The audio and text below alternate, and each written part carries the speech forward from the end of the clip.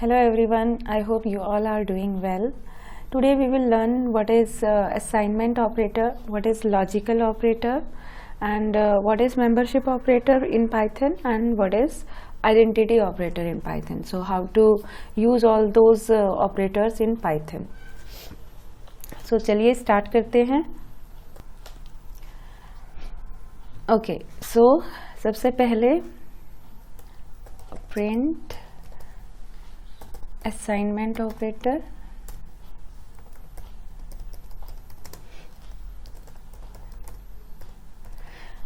Assignment operator में equal to हमने already समझा हुआ है. जितने भी हमारे अर्थमेटिक ऑपरेटर्स होते हैं राइट, उनके साथ में जब हम इक्वल टू का सिंबल यूज़ करते हैं तो वो हमारे असाइनमेंट ऑपरेटर बन जाते हैं. जैसे कि plus equal to, minus equal to, multiply equal to. हम डिवीज़न के लिए फॉरवर्ड स्लैश यूज़ करते हैं, 2 time forward slash equal to. And हमने एक रिमाइंडर के लिए परसेंटाइल इक्वल टू ये यूज़ करेंगे, और एक्सपोनेंट इक्वल टू. ठीक है, तो चलिए इन्हें समझते हैं सबसे पहले कि हम किस तरीके से इनको यूज़ कर सकते हैं. जैसे कि हमने ये समझा था कि मान लो मेरे पास में 2 वेरिएबल है, x इक्वल टू 10, ठीक है, एंड y इक्वल टू 20. ठीक है, तो जब भी हमारे पास में 2 वेरिएबल हैं, अब मुझे इनको क्या करना है, ऐड करना है. तो हम क्या करते थे, या तो हम एक थर्ड वेरिएबल यूज़ करते थे. फॉर एग्जांपल मैंने यहाँ पे z लिया. एक सेकेंड.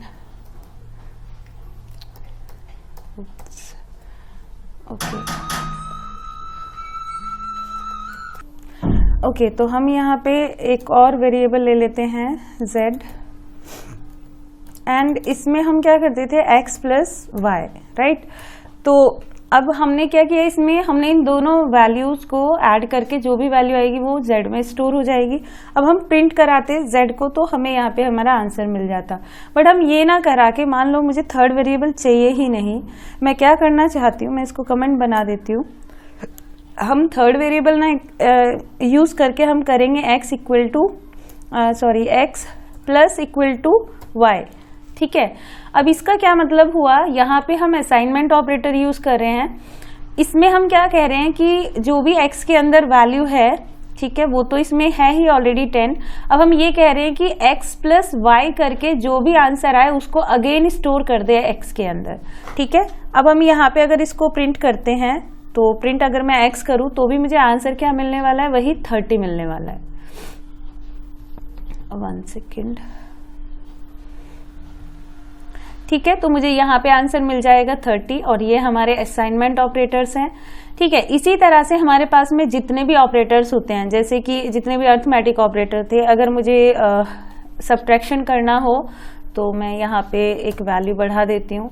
तो अभी क्या होगा, ये मुझे 100 माइनस 20 यहाँ पे 80 दिखा देगा. इसी तरह से अगर मुझे डिवीज़न यूज़ करना है तो मैं डिवीज़न करके इसको यूज़ कर सकती हूँ. ठीक है, ऐसे ही फ्लोर डिवीज़न में कर सकती हूँ.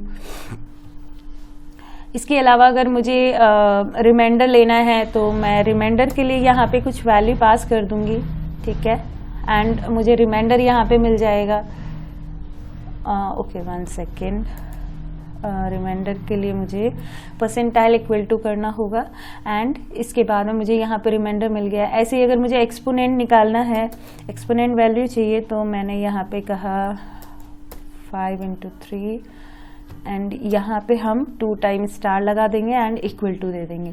ठीक है, तो हमें यहाँ पे हमारी वैल्यू मिल जाएगी. ठीक है, तो इस तरीके से ये हमारे असाइनमेंट ऑपरेटर होते हैं.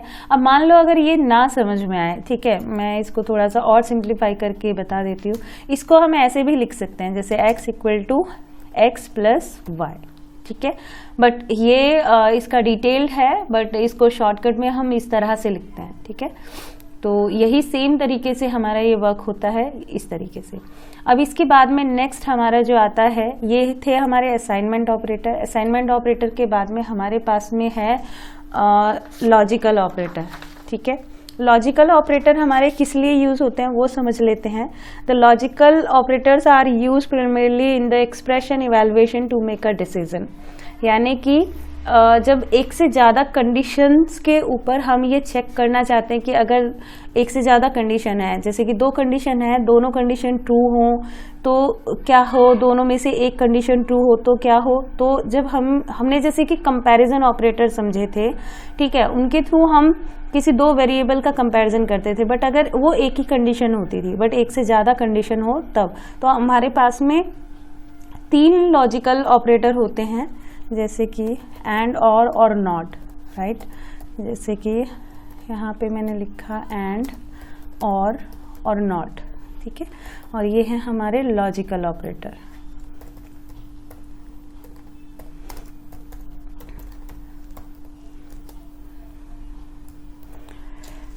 ठीक है, इनको कैसे यूज़ करते हैं वो समझ लेते हैं। जैसे कि मान लो यहाँ पे मान लो मैं इनको है ना, हम इफ एल्स कंडीशन के साथ में भी यूज़ करते हैं, मैक्सिमम ये वहीं पे यूज़ होते हैं, बट इनको हम प्रिंट मेथड के अंदर डायरेक्टली भी यूज़ कर सकते हैं। जैसे कि प्रिंट, मैंने यहाँ पे कहा 5 ग्रेटर देन 3।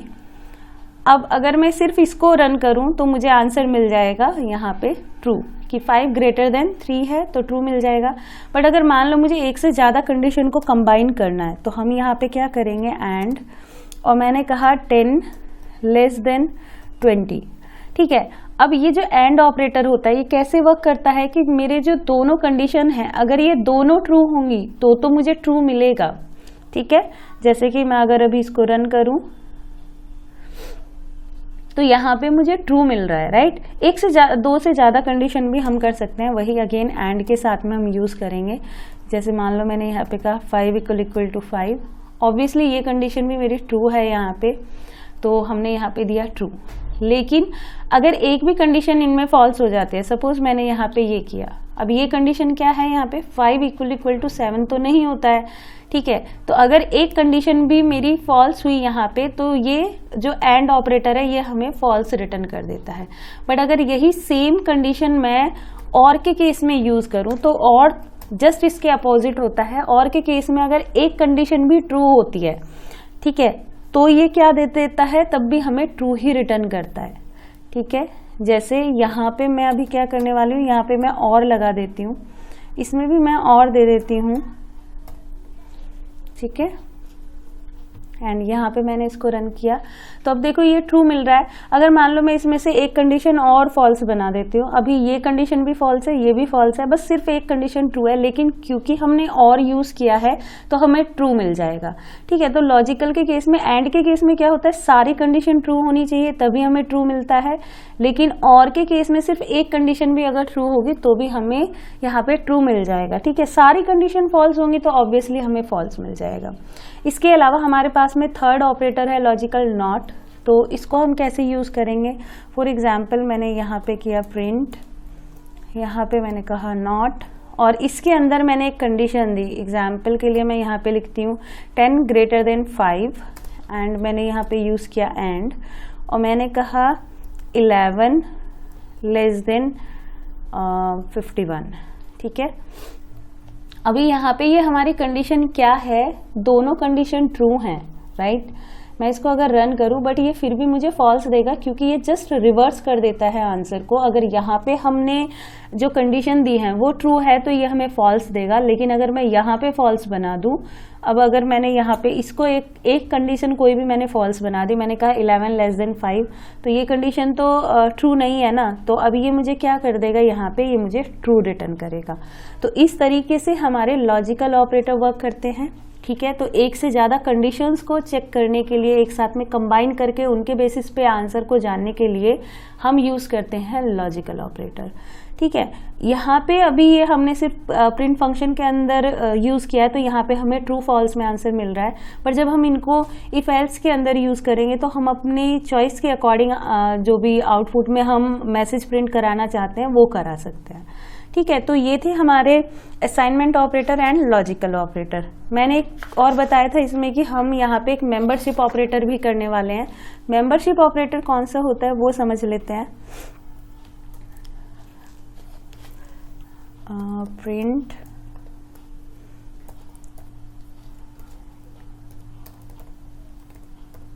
मेंबरशिप ऑपरेटर,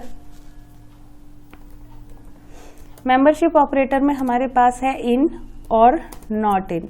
ठीक है, ये किस लिए यूज हम इनको करते हैं? So membership operator are use to check the membership of value inside a Python data structure. ठीक है, यानी कि डेटा स्ट्रक्चर में हमारे पास में जैसे कि लिस्ट है ना, जैसे लिस्ट कैसे बनाते हैं मैं वो बता देते हैं। x इक्वल टू, हम यहाँ पे स्क्वायर ब्रैकेट यूज करते हैं। इसमें हम डिफरेंट डेटा टाइप को भी यूज कर सकते हैं और हम सिमिलर डेटा टाइप को भी यूज कर सकते हैं।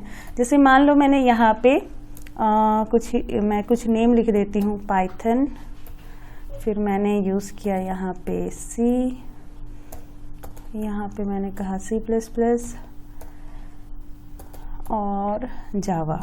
ठीक है, मैंने एक लिस्ट बना दी यहाँ पे जिसमें मेरे पास में 4 एलिमेंट है। अभी मैं यहाँ पे क्या चेक करना चाहती हूँ, कोई भी मैं एक नेम इनमें से यहाँ पे पास करूँगी और मैं देखना चाहती हूँ कि क्या जो भी नाम मैं चेक करना चाहती हूँ वो इसका मेंबर है या नहीं है। ठीक है, तो वैसा करने के लिए हम क्या करेंगे, हमने यहाँ पे लिखा प्रिंट। ठीक है, प्रिंट लिखने के बाद में अब यहाँ पे हम देंगे वो सब स्ट्रिंग जिसको हम चेक करना चाहते हैं। ठीक है, सपोज मैंने यहाँ पे दिया C। अब हम यहाँ पे मेंबरशिप ऑपरेटर को यूज करेंगे इन, और अब हम यहाँ पे नेम देंगे अपने डेटा स्ट्रक्चर के, यानी कि x की। ठीक है, अब हमने यहाँ पे कहा कि C इन x कि क्या ये इसके अंदर है। ये भी हमें ट्रू फॉल्स में ही आंसर मिलता है इसमें भी। जैसे अगर मैंने यहाँ पे ये दिया तो यहाँ पे मुझे ट्रू देखने को मिल रहा है कि हाँ ये C एग्जिस्ट करता है इसके अंदर, या फिर हम इसको ये भी बोल सकते हैं कि जो C है वो मेंबर है इस x का। ठीक है, बट अगर इसके अलावा मैंने कुछ और दिया यहाँ पे, जैसे कि मैं इसको यहाँ पे मैंने कहा मैं कुछ और नाम दे देती हूँ, मैंने कहा यहाँ पे शीशाब, तो ऑब्वियसली ये नहीं है इसका मेंबर, तो ये हमें यहाँ पे दे देगा फॉल्स। ठीक है, सेम ऐसे ही हम नॉट को यूज कर सकते हैं, जैसे कि हम यहाँ पे कह दें C नॉट इन। ठीक है, अगर मैंने इसको नॉट इन में कहा तो ऑब्वियसली यह हमें इसका जस्ट रिवर्स आंसर दे देगा, फॉल्स में दे देगा, है ना। अगर ट्रू कंडीशन होती है तो फॉल्स दे देता है, जैसे कि हमने भी पीछे भी देखा था लॉजिकल नॉट, तो ये सेम वैसे ही वर्क करता है। ठीक है, या फिर हमने कोई और नाम दे दिया, मैं अगर इसको यहाँ पे यूज करूँ, इसको मैं इन ही रहने देती हूँ और मैंने यहाँ पे कहा नॉट इन x, तो अभी ये मुझे यहाँ पे ट्रू रिटर्न कर देगा कि हाँ C sharp is not in x। ठीक है, तो ये थे हमारे मेंबरशिप ऑपरेटर। इसके अलावा हमारे पास में एक और ऑपरेटर होता है जो कि है हमारा identity operator. And identity operator are used to decide whether an element certain class और टाइप्स। ठीक है, इसका क्या मतलब होता है कि जो भी हमारा, जैसे अभी हमने यहाँ पे देखा, वो सिर्फ इसमें चेक कर रहा था कि इसके अंदर ये एग्जिस्ट करता है ये वाला टेक्स्ट या नहीं करता है, राइट। वैसे ही मैं यहाँ पे लिख देती हूँ कि आइडेंटिटी ऑपरेटर कौन कौन से होते हैं।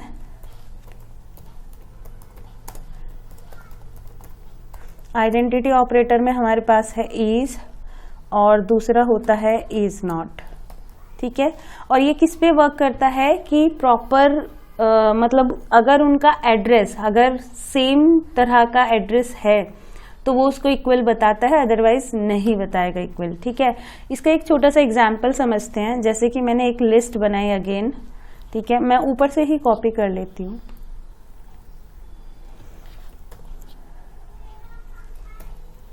यहाँ पे मैंने एक लिस्ट बनाई x, ठीक है, इसमें कुछ एलिमेंट पास किए। अभी मैं यहाँ पे क्या कर रही हूँ, एक और लिस्ट बना देती हूँ और इसका नाम मैं दे देती हूँ y। ठीक है, और अगेन मैंने क्या किया, z नाम की मैंने एक और वेरिएबल बनाया और इसमें मैंने पास कर दिया x को। ठीक है, अब यहाँ पे क्या हुआ, ये तीनों जो लिस्ट है, ये तीनों लिस्ट में डेटा तो सेम ही है, लेकिन इनका क्या है, यहाँ पे जब हम असाइनमेंट ऑपरेटर यूज करते हैं, किसी वेरिएबल को हम यहाँ पे इसमें असाइन कर रहे हैं, तो यहाँ पे क्या हो रहा है, इसका एड्रेस और इसका ये एलिमेंट जो भी इसके अंदर है वो दोनों इसमें पास हो जाते हैं। यानी कि या फिर आप ये कह सकते हैं कि ये जो डेटा है ये जिस मेमोरी पे स्टोर हुआ है उसके लिए हमने दो नेम डिसाइड किया है, यहाँ पे एक x और एक z।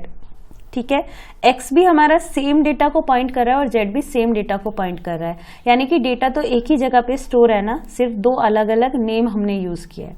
ठीक है, अब इसको देखते हैं कैसे समझे। ठीक है, मैंने यहाँ पे कहा प्रिंट, अगर मैं यहाँ पे करूँ प्रिंट x इज y, या मैं सॉरी पहले x इज z करती हूँ, ठीक है।